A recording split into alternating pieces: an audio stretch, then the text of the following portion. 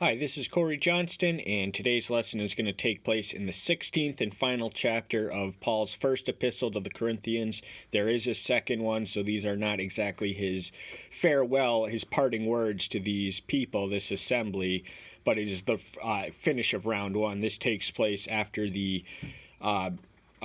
most significant doctrinal treatise or presentation in the New Testament on the doctrine of the resurrection. We divided this into this chapter into three lessons, the final range of which was verse 35 through 58. We're going to take off from there. In verse 35, Paul asks, "But someone might say, how are the dead raised up, and with what body do they come?" And in 36 he answers, "Senseless ones, what you sow is not made alive unless it dies." So he's speaking of sowing, and he does not speak of reaping, but he speaks of sowing. So this is what we inherit, this is what we gain at the resurrection. They want to know, how is the dead raised up? How can this be? But death, as Paul explains it, is part of the process unto life eternal. So our bodies are designed to decay and perish in accordance to the laws of nature and physics, but our resurrected bodies, the details of the dynamics of what we'll learn more on, are designed to withstand an eternity. And this foundation of our corruptibility is also necessary for the other role reversal paradox of inheriting that which is incorruptible. So also, verse 42 through 44, so also is the resurrection of the dead. It is sown in corruption. It is raised in incorruption. It is sown in disrespect. It is raised in esteem. It is sown in weakness. It is raised in power. It is sown a natural body. It is raised a spiritual body. There is a natural body, and there is a spiritual body. And what Paul's speaking of start to finish in these three verses is a total transformation of our body as we know and understand and experience it. So our bodies are corruptible, they decay and perish. It's part of the process of life, but what we inherit will be raised in incorruption. Our bodies will last an eternity. And from this flimsy foundation, this inferior origin, it is exalted into something above and beyond itself, sown in weakness, raised in power. And he speaks of the natural body and then the spiritual body, and he likens this to the first and second Adam, the second body respectively. The second Adam is Yahshua Messiah, who undid Adam's failure in the role of the plan of redemption. And he likens this now because he undid the effects of Adam's sin, if not the fact of it itself. And then in verse 50 he says, "And this I say, brothers, that flesh and blood is unable to inherit the kingdom of Elohim, neither does corruption inherit corruption." So our bodies, there is nothing special in the physical bodies which enables them to sustain itself with a life beyond itself, an eternal life after the grave, and it is not by the flesh and blood. These are, our carnal nature, our physical, corporeal bodies, and this is not what, if we live in this world, this corporeal world, the world of the senses, as if it's the only world, then we are not going to make it to heaven, because if we don't value the values of heaven on earth, then we're not going to enjoy it there in heaven. So it will be but we have to keep our bodies and our temples. Our bodies are the temple of the Ruach Kodesh, and as such we have to treat it as sacred. We must not let it be contaminated, tainted, or polluted by any sin. If we are living impure lives, then we will not be exalted into purer versions of ourselves.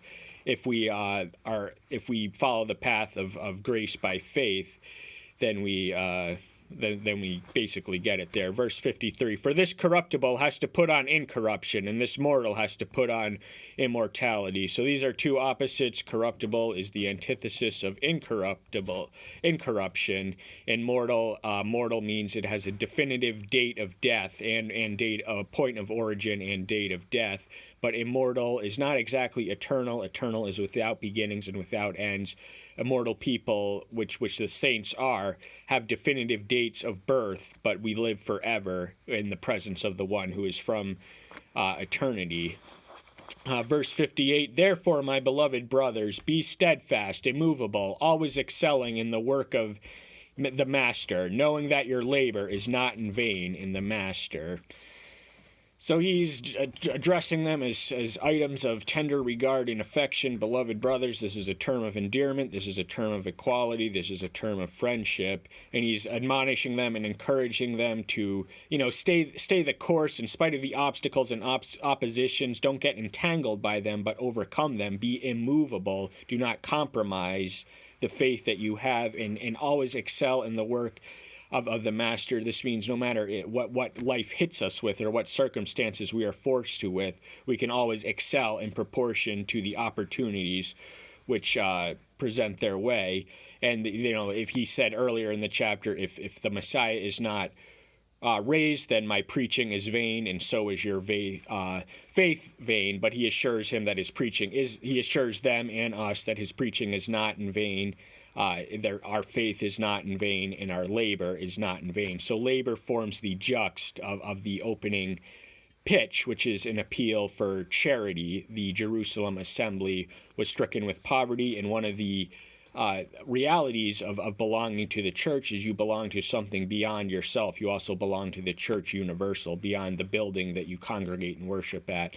And as such, we exist interdependently in order to accommodate our needs and provisions.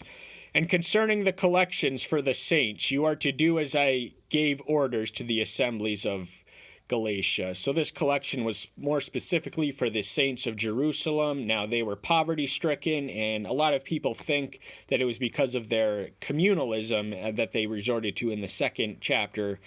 But it was actually more likely it would have been the 11th chapter, the famine of which we read, which came, the prophet Agabus predicted it when the Tiberius Claudius was on the throne.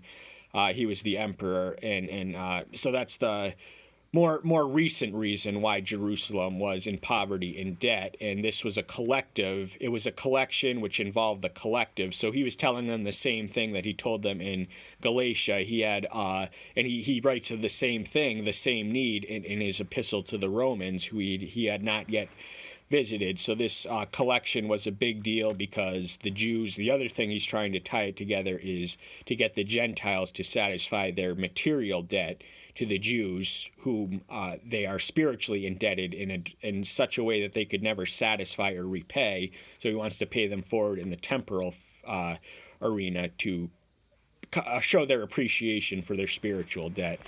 Concerning one of the Sabbath, let each of you put aside, storing any blessings, so that there are no collections when I come. One of the Sabbath would have been Sunday. It is one day after the Sabbath. It is the first day of the week. And a lot of Sunday Sabbatarians liken this in Acts 27 as their endorsement of the Sunday Sabbatical worship.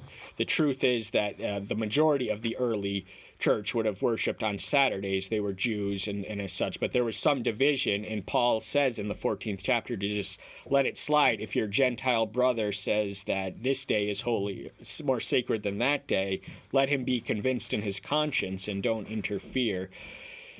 But Justin Martyr says as early as 150 AD, he is not far removed from the apostolic era, that Sunday would have been the day of collection. So this does not mean that they were gathering for day for worship, but that is typically the day that we collect. We get it rather than go to scattered individuals. There has to be some system to our collection. So one of the ways we're accustomed to doing it is to pass out the basket during or near the end of the church service.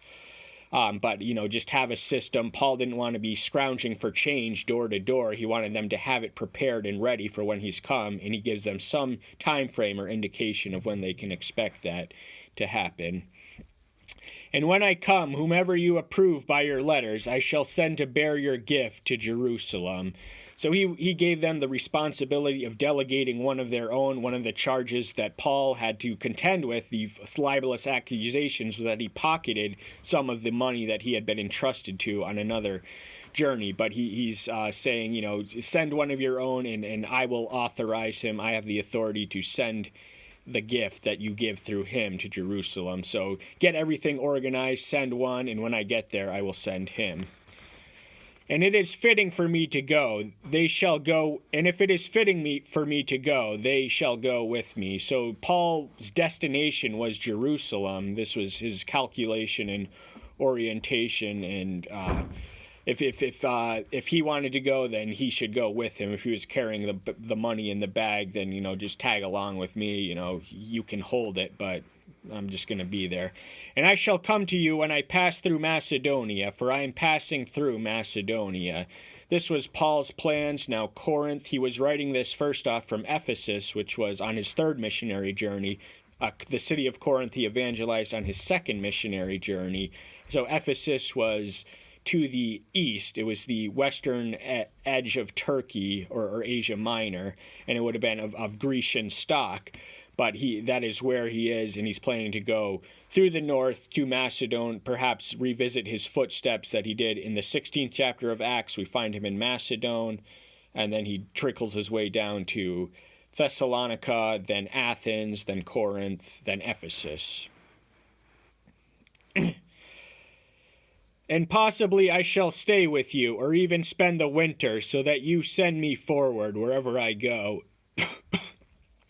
February through October, or March through February would have been, or February through October, October through February rather, would have been the time of year when one didn't travel on the Mediterranean. The sea was less than hospitable, less than climatable. It had vicious winds and cold, so people couldn't travel on the sea, or it was dangerous to do so that time of year. So Paul would have strategically placed himself to make the most of his time, because he was, in the ancient world, he had to travel via ship, to go the land way. First off, travel by ship is quicker and faster and more efficient, mileage-wise, than traveling on foot, even by horse.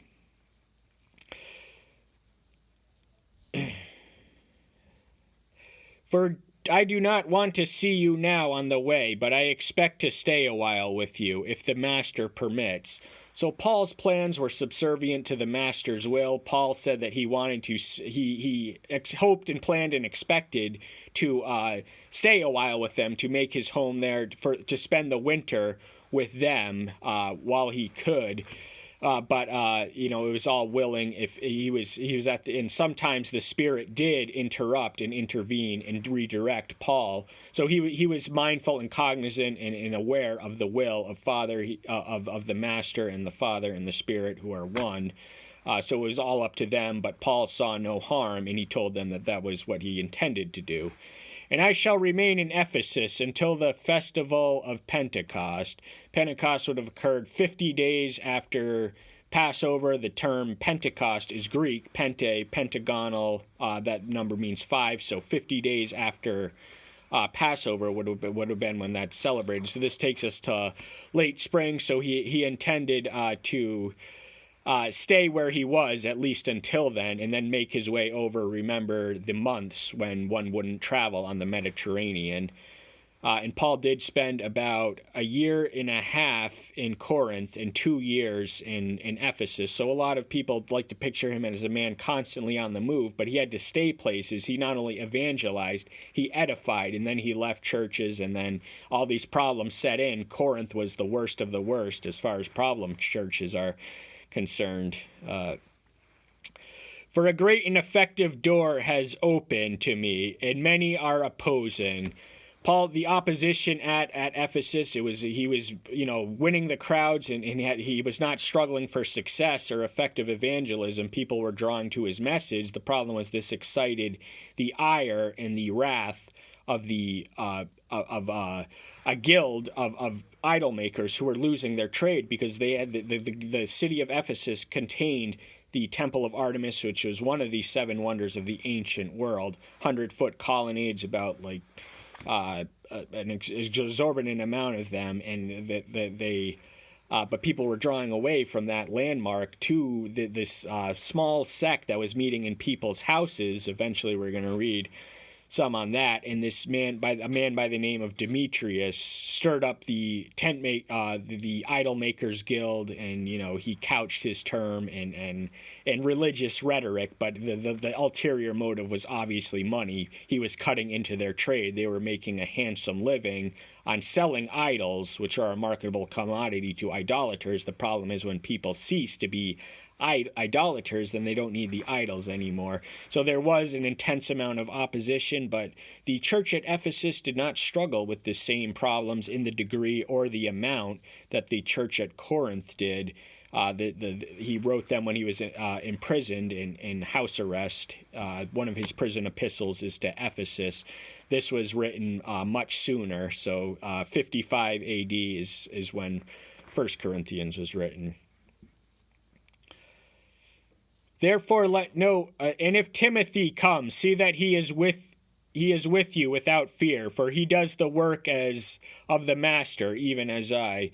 Timothy was more than a mere pastoral protege. That's how I most frequently described him, but he was also a surrogate son, because Paul was a bachelor. Paul never married. Paul never had children, but Timothy was a surrogate son to him. He was the item of his affection. He saw an enormous amount of potential. He was instantly drawn to this man. We read it in the 16th chapter. But the evidence in his personal epistles, which he directed to him as an individual, we read them, especially we who minister, because that there is the standards and guidelines in the pastoral epistles. The evidence indicates in there that he was a somewhat timid, extremely gifted and hardworking, but somewhat timid youth. And because of his young age, he counseled him, let no one despise you because of your youth. And that is in some translations of the 10th verse. But he wanted to, he was his partner and collaborator and brother in the master, even as I was. So he was on the same team doing the same thing that Paul was doing. And he who is with me is not against me. So, treat him like you would me. Therefore let no one despise him, and send him forward in peace, so that he comes to me, for I am waiting for him with the brothers. I actually misspoke earlier. The word despise does appear in the 11th verse. So Timothy's youth was a source of much of the revulsion or rebellion or resistance to him. A lot of old people who are conceited and proud in their wisdom, they don't like when young people exercise authority or give them counsel or advice or offer them wisdom. They resist hearing it from one who is a younger one, but he's telling them, regardless of their age, do not despise him. He is a meek creature, but don't exploit him, don't despise him just because he is. But send him with everything he needs to get the job done. He is in the same work that I am, so send him forth in a spirit of peace, not quarrel and contention. Because he was one of his destinations was to connect personally with Timothy, and this would have been an exceedingly more complex matter in the ancient world without cell phones and instant flying and airplanes and all that.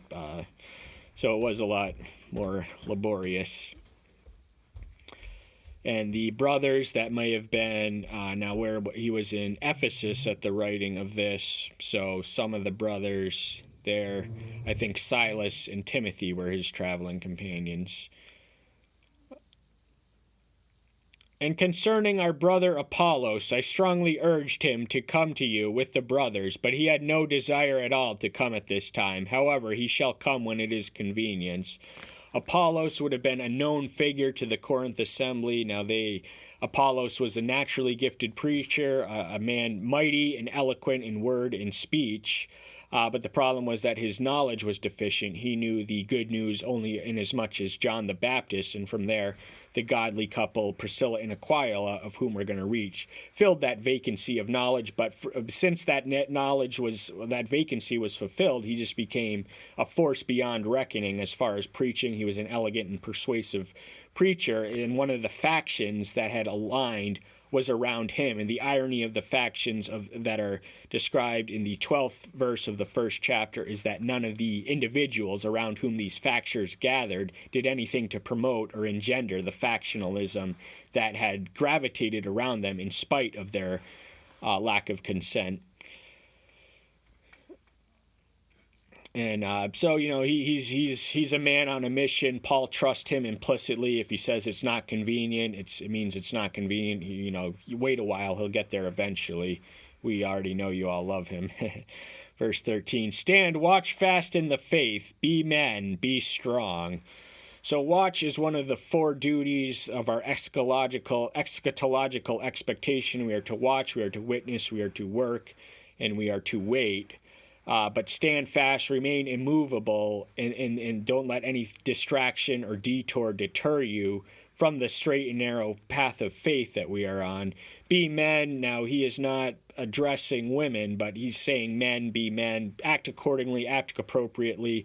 There are gender roles, so men are designed and women are both designed to perform certain functions that the opposite sex is incompetent and far less capable of fulfilling. And one of the reasons that female leadership is on the rise is because the men are lax in their masculine duties. We have a duty and a responsibility to be strong, to protect the weak and the women.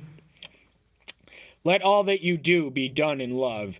Can't argue with that. That's a self-evident statement, axiomatic. No reasonable argument can be made against that. Love should define and motivate and animate and sustain all that we are and all that we do. Let all that you do, key 3-letter word, all, everything we do, be done in a spirit of love and done from love and for love and out of love. And I urge you, brothers, you know the household of Stephanos, that he is the first fruit in Achaia, and that they have assigned themselves for service to the saints. So Stephanas is one of the ones that Paul personally baptized. We read of him in the 16th verse of the first chapter. But he wasn't exactly the first fruit. That means the original convert of Achaia. That distinction went to some people in Athens. Now, Paul did not yield fantastic evangelical harvest when he was in Athens in the 17th chapter of Acts, but he preached one of the most magnificent sermons recorded in the Scripture, but Stephanas would have been the first at Corinth. So as far as they were concerned, he was the first fruit, the original convert in Achaia. That is the territory of the modern country of Greece. That was the Roman name for the province, and they referred to themselves as Hellenistic rather than Greek. And Stephen was work-oriented. He had the gifts of help. He was able to help. He was willing to help. He wanted to help, and he helped. He assigned themselves to service to these saints. So be mindful, acknowledge it, and be grateful of it. That you also be subject to such, and to everyone who works and labors with us. Christianity, the church, the kingdom building is a team effort, and if we neglect or despise any one of us, then that is hindering or delaying or obstructing the finalization of our objectives that we are engaged in. So treat the lowest work, the least, the lowliest, and the last among you the same as you would the first. We're all in this together, where we exist to enable ourselves and encourage each other, because that is essential to communicate and embody, and it can have it be contagious when you're engaged in teamwork and team efforts. And I rejoice about the coming of Stephanos and Portanos and Achaeos, for what was lacking on your part they supplied. Now what was lacking from them was love, and these 3 men gave Paul the love he deserved, the love he reciprocated. He still loved the Corinthians. He did it all for love, but the paradox, as he expresses in one of the epistles, I forget which one, is that the more he gave, the more he sacrificed, the more he loved, the more they hated him, the more they rejected him, the more they despised him, the more they spat on his face. But these 3 men did not suffer from their deficiency. For they refreshed my spirit and yours, therefore give recognition to such a ones. So their ministry and who was bettered by them and benefited from them was not Paul alone, but Paul also wants to remind you that you share in the same blessing. You are indebted to the same service of charity, that they refresh the spirit. Now, we have spiritual elements and appetites and capacities, so our spirits must be alive, alert, and attuned. If we are engaged in kingdom work, we have to have it constantly refreshed so we can continue to sustain the work and acknowledge the ones who lift our spirits. thank them. Just go out, next time you see them, thank them. Say, you encouraged me one time. I don't know if I ever said this out loud to you, but it'll be a good deed and a debt satisfied. The assemblies of Asia greet you. Aquilus and Priscus greet you heartily in the Master, with the assembly that is in their house. Aquilus and Priscilla, we meet in the same chapter of Apollos. They were tent makers by trade who were expelled from Rome because the emperor Claudius expelled the Jews for whatever reason from the city of Rome. So that was part of providential arrangement to put them in Paul's path. They were tent makers, they were Christians, and they opened a home. The early church was not in a church. The early assembly met in houses, and it wasn't until the establishment of the mass conversion of the Roman emperor under Emperor Constantine that the church ever became a building. So the first 3 centuries plus of our existence, we met in private residences, and Aquilus and Priscilla would have still been in Corinth. Paul was in Ephesus. He had moved on. They had stayed behind. They had work to do, and they used their house. But, in spite of their leadership, there were problem people. There were problems in the city of Corinth, and those problems were contagion and infiltrating the nucleus of the sect. All the brothers greet you. Greet one another with a sacred kiss. Sacred kiss. Now, the ancients, there was nothing taboo about a man kissing another man or a woman kissing another woman. In a sacred kiss, they would have had less qualms about it. They weren't as weirded out by it. It's not something I want to bring back necessarily, but this means something to the original audience, and we shouldn't be kissing our friends because that's culturally taboo for us. The greetings with my own hand, Saul. Saul did not write the epistle to the Corinthians, nor indeed any of his. He relied on a scribe or someone to transcribe the message that he dictated, and the one who penned his epistle to the Romans, which he wrote while he was in Corinth, was named Tertullian, I think, in the 16th chapter. But he makes it clear that this is his own handwriting. This is Paul personally signing, so they have an authentic insignia of his to mark his stamp of authorial ownership. If anyone does not love the Master, Yahshua Messiah, let him be a curse.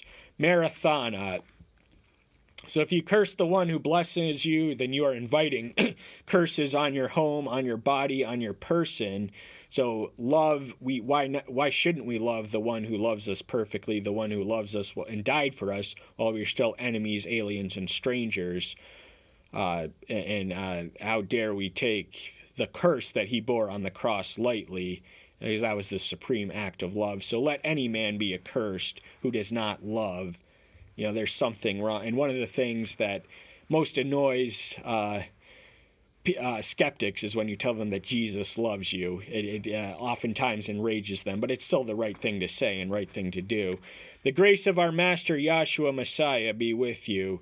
Grace is the one thing we lack, the one thing we cannot live without, the one thing that can be uniquely and totally supplied and satisfied by the Master Yahshua Messiah, who grace is love, which paid a price, and he paid the price of that love on the cross. The supreme act of love is that of self-sacrifice, and that is what I think of when I read of the grace of our Master. It means different things to different people, and we encourage you to figure out this thing when you read this. Don't rely or stop on my definition, but have your own.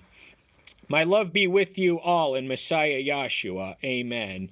So he concludes with the message of love, and in the 13th chapter of Corinthians, he addresses this topic most extensively. It is the familiar one to anyone who's ever attended a wedding, even if you're an unbeliever, and he just wants his love to be with all you, but his love is not enough. He wants it to be with them in Yahshua Messiah. He does not make a difference. He makes the difference. Our love apart from him is fruitless and vain. Our works apart from him are fruitless and vain. And everything we do apart from him or divorced from his spirit is fruitless and vain. We don't want to sell ourselves short. That's all the time we have for today. Thank you so much. I'm so glad you're here. Stay tuned until next time. I'll see you then. Bye-bye.